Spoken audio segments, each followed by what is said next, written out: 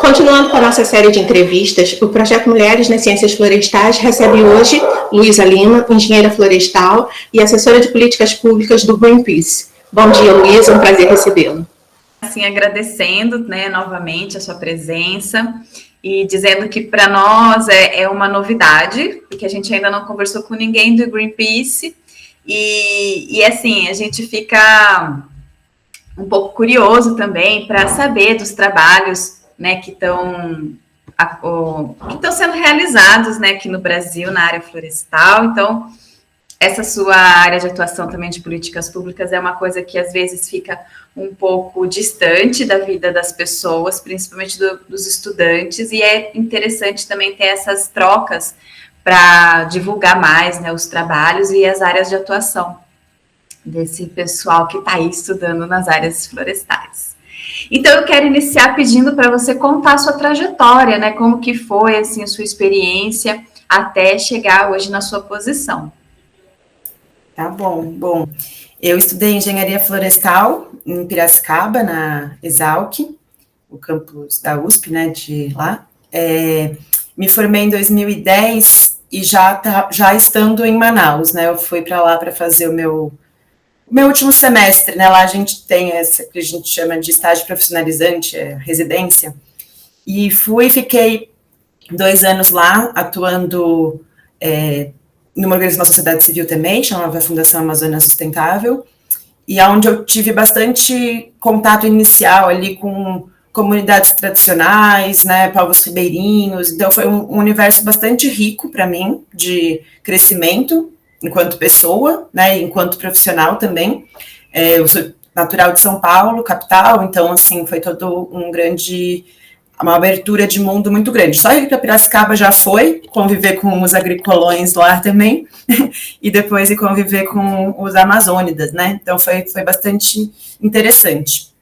Depois da FAS, eu trabalhei em outros lugares, mas sempre com a Amazônia muito como um centro. Trabalhei no IDESAN também, que é uma outra entidade também baseada em Manaus, mas daí eu não estava mais morando lá, eu ficava mais num vai e vem também, trabalhando muito com governos estaduais nessa época da Amazônia. Então, daí tive uma outra também experiência de trabalhar em governo subnacional, sendo ONG, mas trabalhando junto a secretários de meio ambiente ou governadores, e seus campos e os grupos técnicos, os assessores técnicos dessas secretarias, com realidades muito distintas, mas geralmente, com muito pouco recurso mesmo, Então, eu trabalhava um pouco em ONGs, que eu acho que hoje eu vejo assim, que cumpria um pouco aquele papel que o Estado não conseguia oferecer, cobrindo uma lacuna estatal, na verdade, governamental. Depois disso, enfim, mas trabalhava muito num universo também ligado a carbono e comecei a ter alguns outros questionamentos, inclusive junto com a conjuntura política do país, em 2016, depois da saída da Dilma, acho que mudou muito também o ambiente em que a gente podia trabalhar e fazer proposições no campo democrático, e aí saí, estava um pouco perdida na vida, entrei no WWF, que daí foi um outro universo, que daí é uma ONG internacional, grande, mas lá, enfim, fiquei 1 ano só, trabalhava ligado ao setor privado, lá, para tentar buscar compromissos do setor privado para eliminar desmatamento da Amazônia e do Cerrado no Brasil, que foi muito interessante, porque eu nunca tinha trabalhado com o setor privado, mas eu vi que não era muito o que eu estava buscando naquele momento, assim, não era aonde eu acho que eu queria colocar minha energia, sem desmérito do trabalho, mas não era muito a minha, e aí foi bom porque eu fui para o Greenpeace, que é o que bate, tem um mais que bate, um outro mais que assopra, e aí acho que lá eu me encontrei melhor, assim, fiquei um tempo numa campanha de clima e energia, e depois fui para políticas públicas, e agora, mas no último ano e pouco, estou nesse cargo de assessora de políticas públicas, me mudei para Brasília, inclusive, que é um cargo mesmo de acompanhamento diário do que está acontecendo no âmbito federal. A gente atua no âmbito federal, especialmente no legislativo, mas também do executivo, mas é porque agora com esse executivo não há né, não há possibilidade de diálogo, então é acompanhar para denunciar ou para, né, para proferir ali nossos posicionamentos em cima daquilo que está acontecendo. E no âmbito do legislativo também, infelizmente, a gente não vê muita conjuntura de proposição de coisas no momento, dada a conjuntura política, então é muito mais assim um movimento de resistência a tentar evitar, né, que retrocessos no campo socioambiental aconteçam na legislação brasileira. Então, é um pouco por aí. Em outras palavras, é lobby, né? Mas a explicação mais comprida é essa. É bem diferente o seu trabalho do que a gente costuma ver, né, do pessoal que trabalha com engenharia florestal. Mas eu acho que é super importante divulgar essa forma de atuação profissional também.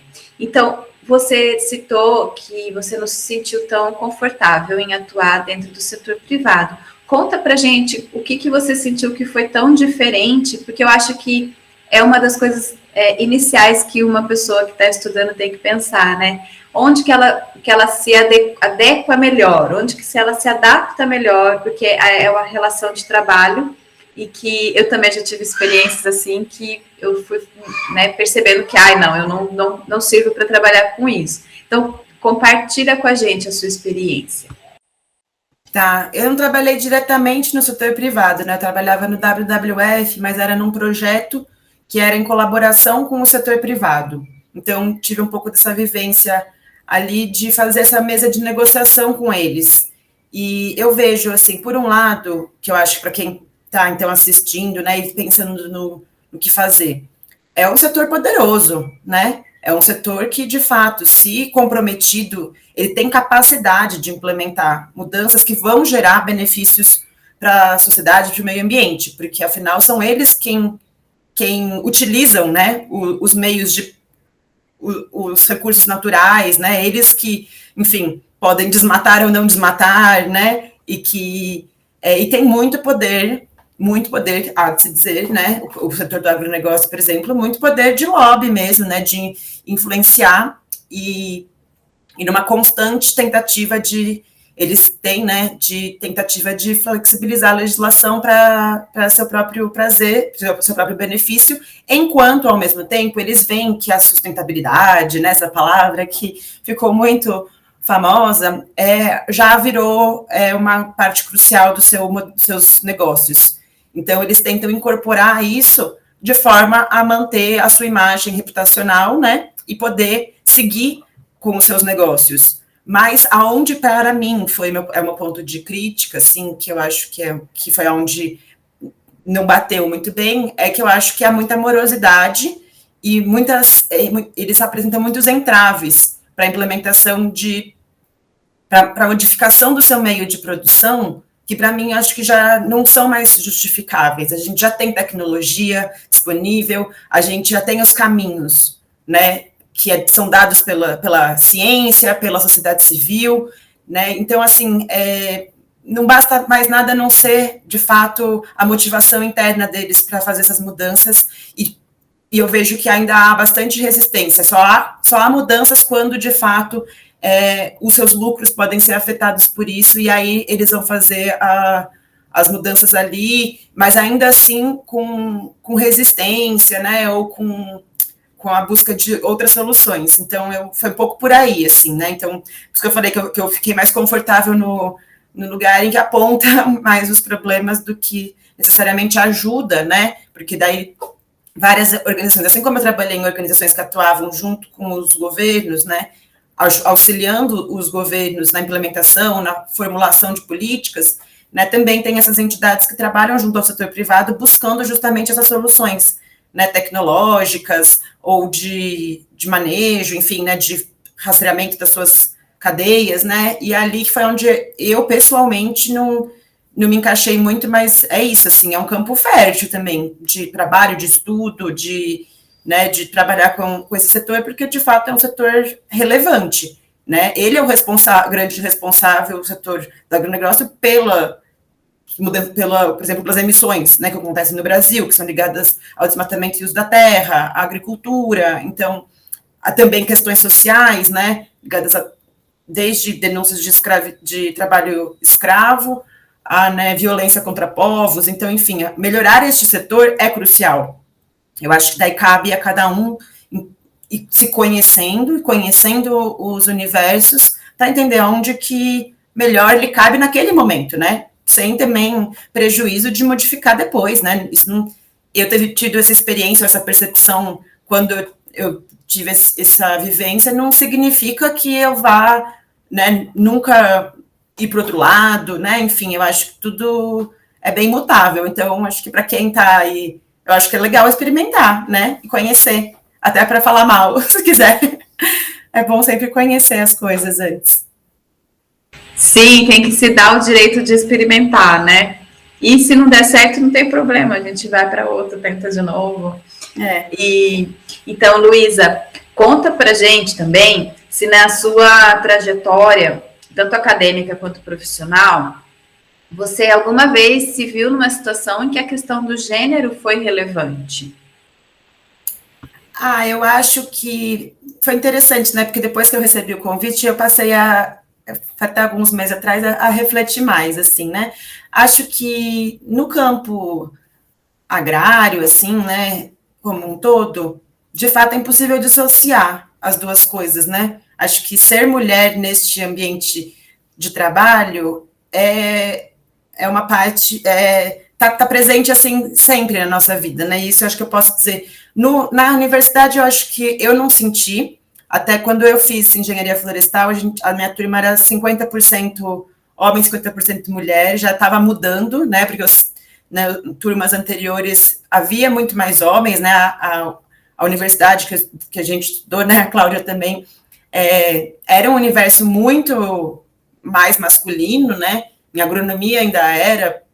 Quando eu estudei na engenharia florestal, já tinha bastante uma paridade maior ali. Mas, quando a gente vai para o universo profissional, aí eu acho que sim.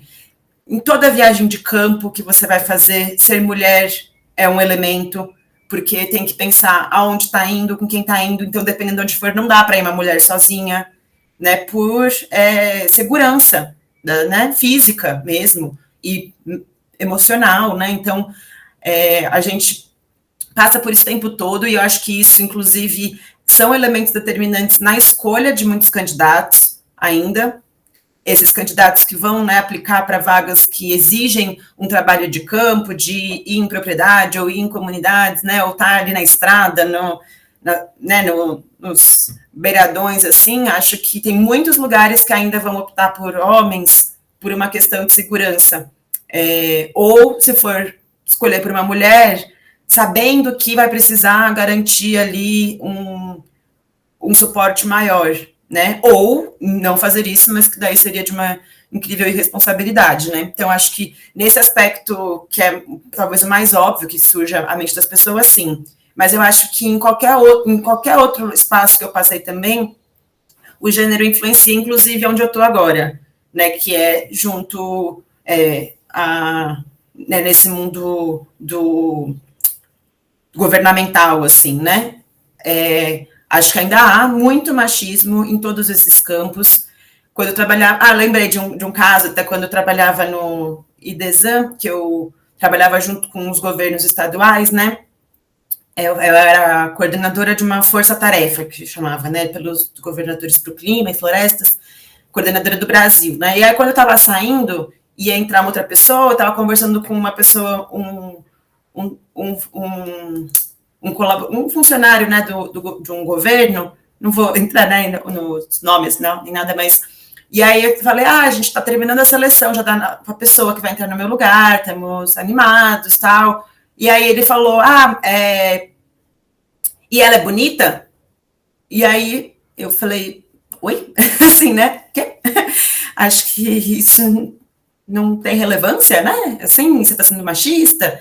Mas, né, nesses espaços, né, em que a mulher tem que, parece que, além de ter que desempenhar um papel muito maior, lhe é esperado que faça um papel de assessoria, de fazer a ata, né, além de toda a capacidade técnica, né, mas que ela é sempre auxiliar de algum homem que este sim é aquele que vai ter o maior poder de voz, que vai ser ouvido, e isso eu sinto bastante forte ainda hoje, né, no meu ambiente de trabalho, né, que é fora do Greenpeace, né, mas no meu ambiente de dia a dia, né, que é nos espaços de troca com os assessores, né, com deputados, deputadas, mas assessores, né, nesse ambiente, até mesmo com outras entidades da sociedade civil, que ainda há essa supremacia, assim, né, que é desse homem branco dos seus 40, 50 anos, né, em que a voz dele, com certeza, assim, ele não precisa se vestir de um jeito, né, assim, isso não é colocado, né, se a unha tá feita, se tá maquiado, se tá, né, ele põe ali o seu terno e tal, e já é suficiente, né, isso. Então, eu acho que a gente ainda tem muito a melhorar, mas aí eu acho que isso é da sociedade realmente como um todo. Daí, como eu não trabalho, né, não é só no campo ambiental dentro, por exemplo, do legislativo, acho que daí para qualquer área isso ainda existe, né?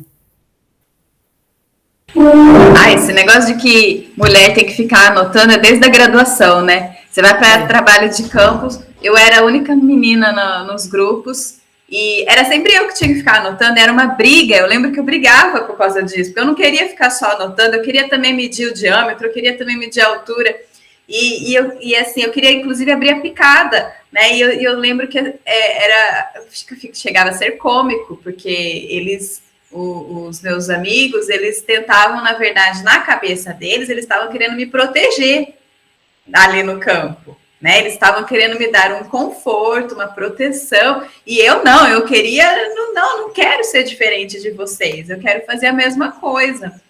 E depois, na vida profissional, também, tipo assim, vai fazer uma reunião, você anota? Então, foi bem o que você falou, né? É como se a mulher, além de todas as outras funções, também estivesse já na sua natureza ser a pessoa que faz os registros, né, Cleide? A Cleide, ela é solicitada o tempo inteiro para fazer ata. Oi, professora, eu sei o que é isso. E é engraçado que a gente tem no nosso instituto secretário também. E a gente não vê a demanda igual para o secretário do que é para a secretária. Eu vejo isso. Você vê isso também, Cleide? Parece que existe uma facilidade em pedir algumas coisas para a secretária do que para o secretário, né? Mas, enfim. E de uma forma, eu acho que até assim, que é perversa, né? Que é valorizando a mulher. Não, mas é porque a mulher tem uma habilidade de fazer muitas coisas ao mesmo tempo, e, né, assim, só que, então, melhorem, homens, né? Exatamente. Sim. A gente teve que desenvolver muitas capacidades múltiplas, né, para poder estar no mesmo ambiente que esses homens. Então, e tem, né, também, tipo, a letra é mais bonita, ela escreve melhor. Sim, você faz isso tão bem, né? Bonito. Nossa, estudei muito. Eu já escutei isso. Você faz isso tão bem, faz você. Pois é, mas vou usar a frase da Luísa. Aprenda a fazer, melhore você também. Luísa, e aí, eu queria também te perguntar sobre essa parte aí de Brasília, né? Você está aí no meio da política. Eu acredito que... Bom, eu já sou estressada quando eu vejo notícias. Se eu tivesse que trabalhar aí no meio, então, eu acho que eu seria uma pessoa muito estressada. Mas a gente tem discutido a questão de gênero também na política. A gente tem, né, visto um movimento na sociedade para tentar motivar, porque primeiro é uma questão de motivação, né, de jovens irem para uma carreira política, que é uma coisa que também que ficou muito distante das pessoas, a carreira política, né, essa atuação nos cargos políticos, executivos, legislativos, o que for. E então, você é uma mulher que está representando uma organização da sociedade civil, e como é que isso se repete aí? Você vê outras mulheres também nessa mesma situação, né, nessa representação? Você vê o movimento de tentar estimular a atuação das mulheres? E uma outra coisa também, a gente teve recentemente em Piracicaba uma situação relacionada à questão de gênero na Câmara dos Vereadores. Não sei se você acompanhou. E aí teve toda uma movimentação como uma moção de repúdio, né? Que determinadas situações não devem acontecer, principalmente nesses meios tão importantes políticos. Então, se você já viu alguma coisa, como é que você tem essa experiência aí que você possa dividir com a gente? Sim, Cláudia, eu acho que assim, nesse meu meio, né, que não é, né, eu não sou, né, deputada ou vereadora, né, que acho que, né, mas nesse meio do pessoal que faz advocacy, né, relações governamentais, acho que sim, existe, e eu sinto, assim, que a gente vai virando, aí se ajuda mais, até, entre as mulheres, sabe, tem uma abertura maior, porque sabe o que está passando, todo mundo sabe ali, né, então a gente tem uma abertura para falar sobre isso, falar, olha, né, e se defender um pouco mais nesses espaços, também uma defender a outra, e também a se ajudar, eu acho que há um caminho, assim, nesse sentido, né, acho que tem mudado, acho que os homens também têm cada vez mais se percebido, né, ou tem sido já...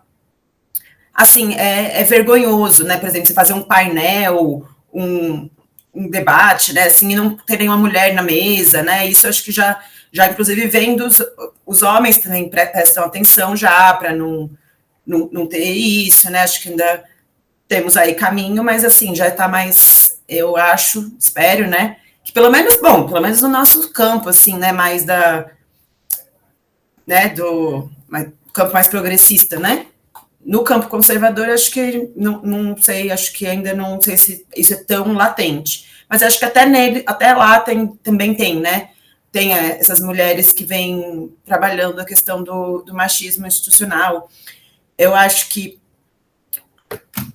eu vejo que há movimentos, né, para, né, assim, eleger mais representatividades, né, de mulheres negras, né, assim, que a gente possa, de fato, mudar a composição dos nossos representantes, porque afinal eles representam a sociedade como um todo, e se eles são só formados por homens brancos, né, eles não estão representando da forma adequada a todos, né, e todas, no caso, né, então, ou todes, mas enfim, acho que esse movimento também está acontecendo, e acho que é daí que, né, assim como a gente vê em vários exemplos, eu acho que é desse movimento, quando a gente está andando para frente, é que o movimento conservador, né, se mostra, né, assim, fica com medo de perder esse espaço que para ele sempre foi muito confortável, e faz ataques, né, que são, eu não acompanhei esse de Piracicaba, mas acho que aqui na Câmara eu vejo bastante, teve na Assembleia de São Paulo, né, com a deputada que passaram a mão na bunda dela, né, assim, coisas que são, de fato, horripilantes, assim, né, mas que, para a gente ver como ainda são do dia a dia, né, mas são menos toleráveis.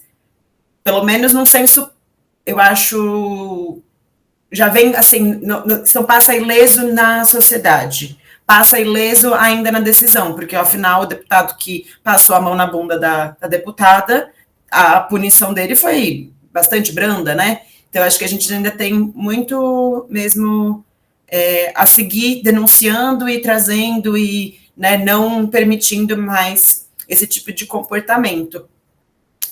E eu acho que até assim, quando a gente pode, sei lá, você já falando muito, vocês me cortam, gente, mas pensando assim, na misoginia mesmo da política, quando a gente compara as formas de tratamento, né, que são dadas às mulheres e aos homens, os adjetivos que são dados, né, acho que, citando nomes, o que aconteceu com a Dilma, né, em todo o seu período, né, que tinha adesivo de carro com ela, né, vocês lembram do combustível, com a perna dela aberta, e agora a gente tem a gasolina está R$7, eu nunca vi nenhuma conotação sexual ao Bolsonaro, né, por conta do preço dos combustíveis, assim, são umas coisas que, de fato, entram, às vezes, no nosso inconsciente, mas não, tem que ser trazido à luz esse tipo de movimento, né, de comportamento extremamente machista e misógino. Então, acho que no campo da política ainda tem muito a se construir. Você citou uma coisa que a gente já falou em algumas entrevistas. Quando se trata de ridicularizar ou agredir de uma forma moral a mulher, muitas vezes é usada a conotação sexual, né? Enquanto a gente não vê esse mesmo comportamento quando se trata de um homem. Eu acho que é uma coisa muito séria na nossa sociedade,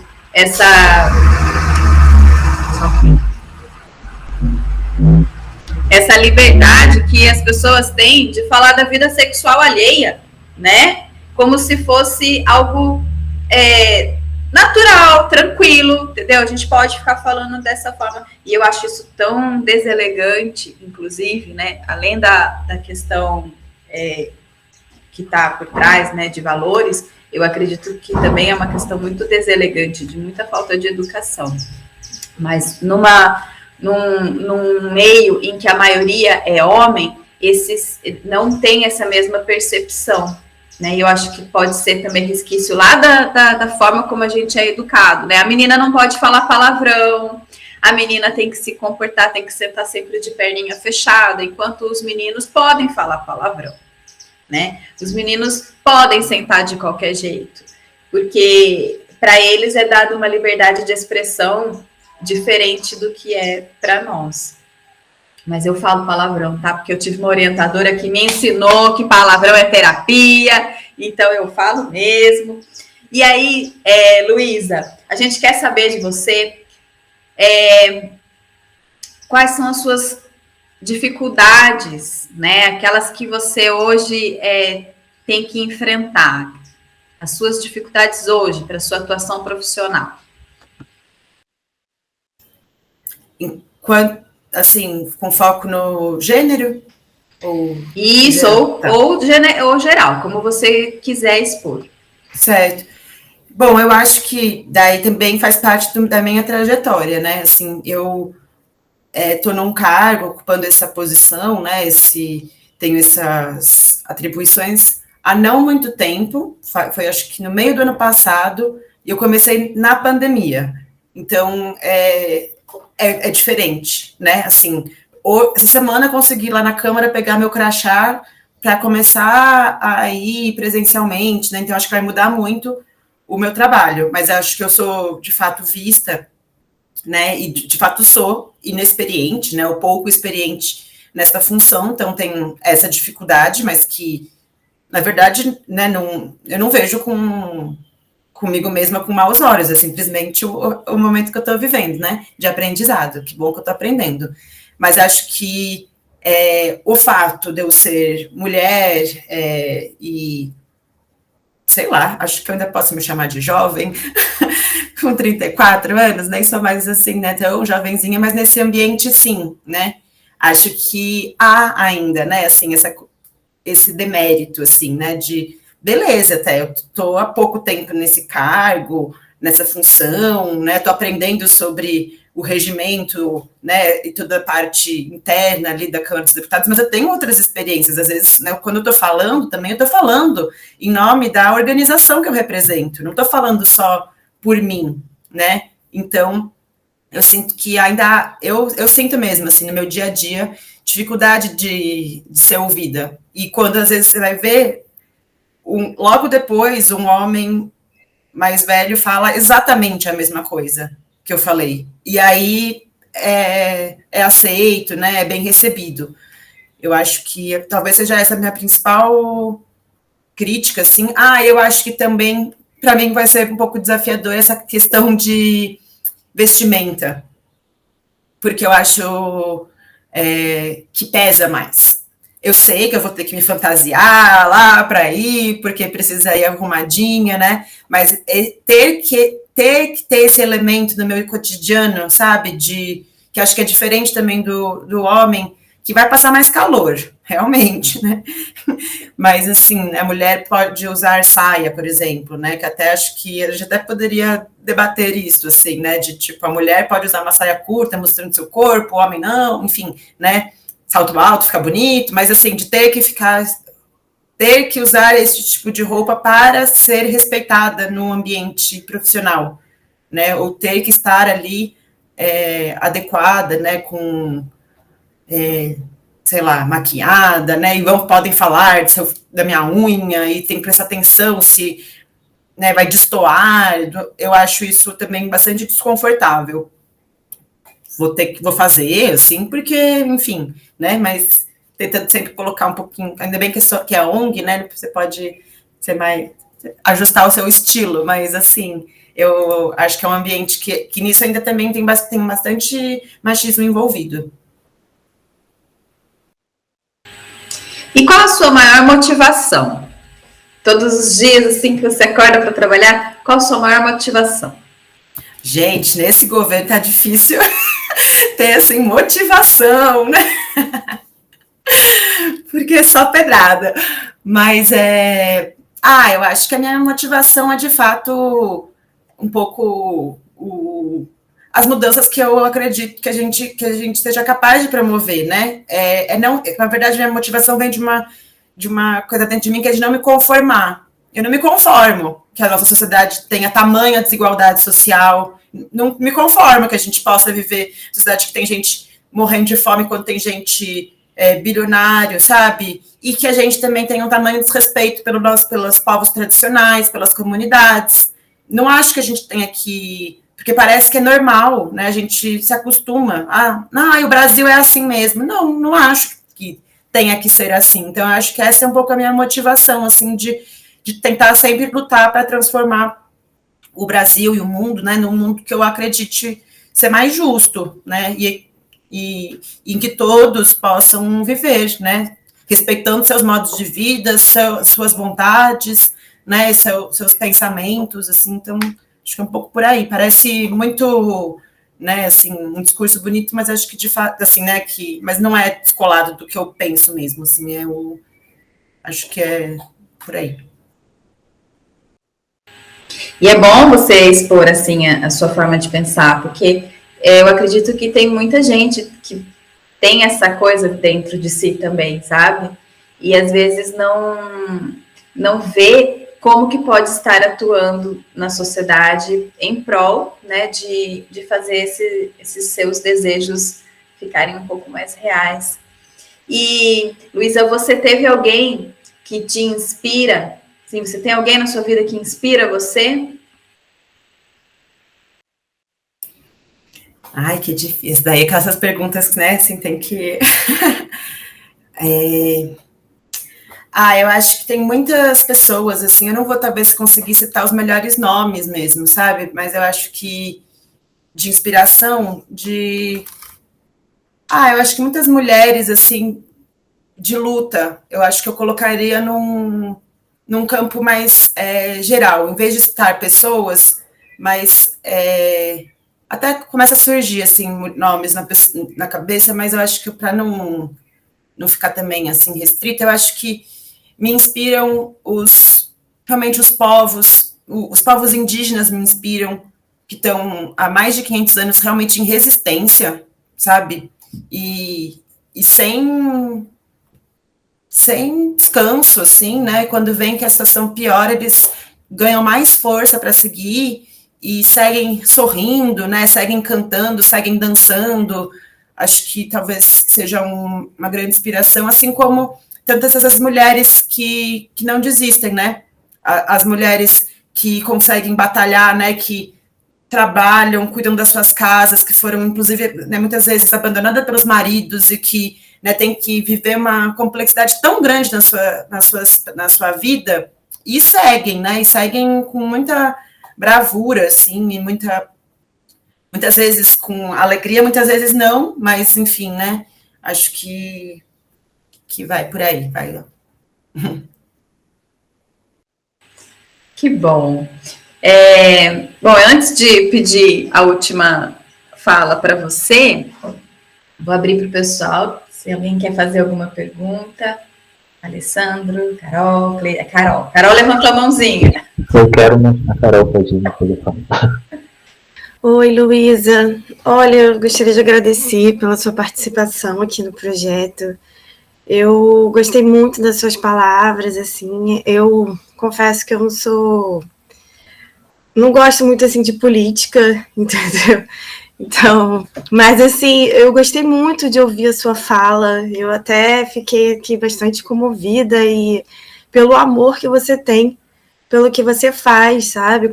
E as esperanças que você tem de melhoria também, né? Então, dá para sentir essa sua garra, essa sua força de vontade. Eu fico muito feliz de ter você aí representando a gente, né? O povo, assim, no seu trabalho lá junto com os políticos e tal. Mas eu gostaria de saber se, vendo isso tudo, mas se você ainda se sente realizada na sua profissão, tipo, eu fiz o que eu gostaria de ter feito mesmo, eu não fiz a minha escolha errada, eu tô feliz onde eu estou. Obrigada primeiro, Carolina, que bom. Que também estou gostando muito de conversar com vocês. Até tem muitas coisas que estão surgindo aqui, assim, né, que eu não tinha pensado previamente. Eu acho que, assim, eu já pensei muitas vezes se eu fiz a escolha certa, de ter estudado, por exemplo, engenharia florestal, ou se eu devia ter feito um curso de humanas, que é uma coisa que, assim, porque eu realmente detestei o curso, sabe? Assim, achava muito chato, mas muito chato mesmo. Eu só decorava as coisas para passar porque eu não queria fazer de novo, assim, né? Mas eu sempre gostei muito de trabalhar, então era um pouco por aí que me mantinha, assim, eu pensava que a atuação que eu ia ter era algo que ia me satisfazer. Então eu fazia muito estágio, muitas coisas para poder, né, sair daquele ambiente acadêmico. E hoje faz 10 anos que eu me formei, 11 anos, e não fiz nenhum mestrado até agora. Eu fico ensaiando voltar para o mundo acadêmico, mas, assim, me lembra um pouco que foi um pouco sofrido para mim. Então, assim, às vezes eu tenho um pouco esse pensamento de, devia ter feito outra faculdade e tal, mas, ao mesmo tempo, eu nunca teria, se eu tivesse, talvez, feito uma outra opção que eu queria fazer era história.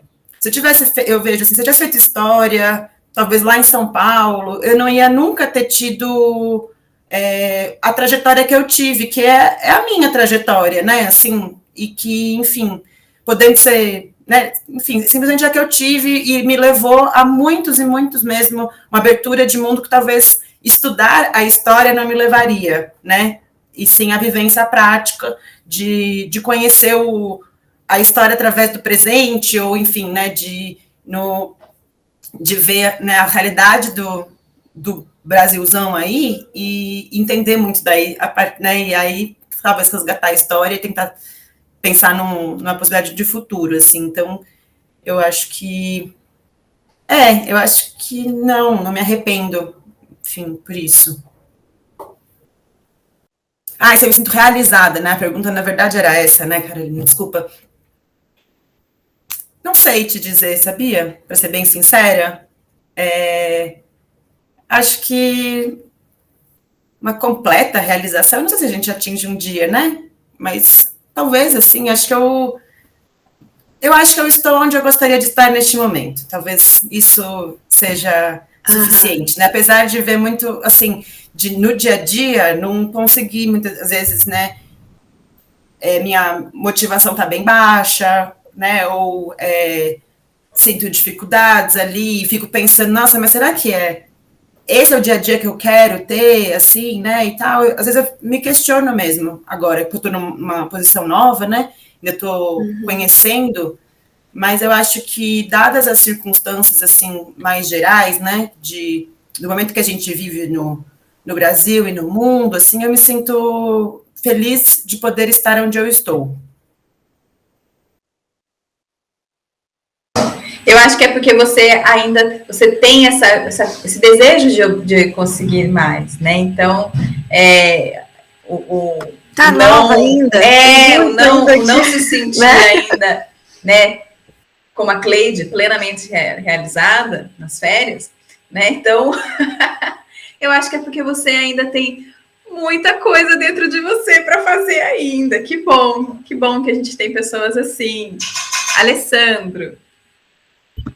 Oi, bom dia, Luiz. Cheguei atrasado, então não cumprimentei todo mundo. O que a Carol perguntou tem um pouco a ver também que eu vou perguntar. A sua resposta, né, que foi para ela, já tem um pouco a ver com a minha pergunta, porque durante toda a sua entrevista, né, você falou aqui da sua atuação, né, ambientalista, esse viés mais político do terceiro setor, que, como a Cláudia também falou, não é tanto o perfil que a gente mais encontra aqui das entrevistadas que a gente tem conversado ao longo do projeto, que é bem interessante, né, ter experiências diferentes, que isso que enriquece o projeto e as conversas. Aí eu me lembro do meu tempo também de graduação na engenharia florestal, me formei aqui na Universidade Rural, onde eu encontrava também pessoas com esse perfil parecido com o seu já durante o curso, essas pessoas que não tinham talvez tanto interesse por aquela parte mais burocrática, né, do curso, as disciplinas em si, como você falou, algumas são chatas mesmo, e buscavam outros tipos de experiências para incrementar, né, a sua vivência durante a universidade, e isso já não deixava de preparar para o futuro. Aí eu queria perguntar para você, que tipo de experiência, que tipo de atividade você buscou fazer, que hoje são importantes para a sua atividade profissional? Porque eu tinha colegas que eu percebia isso, não era meu perfil exatamente, mas eu percebi isso neles, até mais mulheres, nesse sentido que teve até, quando teve aquela discussão do Código Florestal, em 2012, mudança da lei, estavam bem engajados de maneira política, mesmo tanto na universidade, quanto indo para Brasília para participar dessas discussões. Então, eu queria saber como é que foi a sua experiência durante seu tempo de graduação e como isso te preparou para o momento profissional que você tem hoje. Tá bom. Então, eu não sei como é que a Rural do Rio, eu não me lembro, eu até tive naqueles congressos lá, conheci um pessoal do CBF, que não chamava? Congresso das Engenharias Florestais? ABF. Não me lembro. Lá na Exalc, até quando eu estudei, o foco era muito forte em produção, né, de eucalipto, especialmente. E era um campo que eu já percebi logo, já sabia, até antes de entrar, porque eu fiz um ano de gestão ambiental e aí eu mudei. E ainda eu já sabia que todo esse lado ia ser interessante aprender, porque era isso, eu gosto de, nem a Cláudia falou, acho que eu gosto de aprender, sabe? Gosto de conhecer coisas novas. E aí eu falei, eu vou passar por isso. Mas eu sempre sabia que eu queria atuar no campo mais do ambiental mesmo. Então, ali naquele contexto, depois vai mudando, assim, eu acho que hoje em dia o curso já tá melhor, mas, por exemplo, não tinha muitas disciplinas, inclusive, né, para o nosso campo. A manejo de florestas tropicais, que era a única disciplina que falava de Amazônia, era uma optativa, quando eu fiz, era eu e mais 5 alunos, eu acho, sabe? A gente ainda estava muito ali no começo. Então, eu fui buscando mesmo por fora, assim, fazendo... lá também tinha muitas opções de grupos de estágio, em que eu pudesse... era fácil, assim, de fazer, não sei também como é que é no Rio. E aí, quando eu tive a oportunidade, assim, que minha grade ficou um pouco mais flexível lá, mais para o fim do curso, aí eu busquei fazer um estágio fora da Exalc mesmo. Eu entrei na época na AFAS, e ficava meio vai e vem de São Paulo, assim, de Piracicaba para lá, e depois já fui para Manaus quando me liberou. Então, acho que eu, tipo, fiz essa trajetória, assim, de passar, ia bem nas matérias, assim, mas não era realmente, nunca foi meu foco muito. Eu sempre gostei mais do campo prático. Então, acho que... E aí, nesse contexto, eu vejo, assim, que é possível, sabe? Quem não tá gostando, às vezes, gente, tem um pouco de paciência, sabe? Porque também vai ter tanta coisa chata na vida depois para passar, que não é só uma disciplina, sabe? Que vai interromper o seu caminho. Passa aí na disciplina. Quanto mais chata for, é melhor que você passe logo. Não, é verdade. Não, eu que peço desculpa, Alessandro. Não, só ia falar que ela comentou sobre a Rural. Na Rural, minha impressão é que a gente tem um pouco mais disciplinas realmente nesse campo ambiental, né? Tem departamento de ciências ambientais aqui que é forte.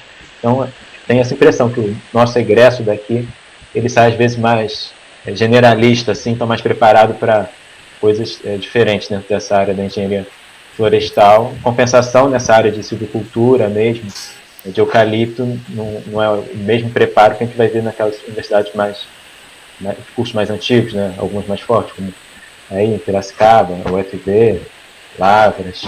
Até pela questão geográfica, eu acho também, Sim, acontece isso, né? O que a gente tem próximo no campus da Rural é unidades de conservação. A gente não tem plantios florestais para poder levar os alunos, por exemplo. E ali em São Paulo, os plantios florestais das indústrias já estão mais próximos, né?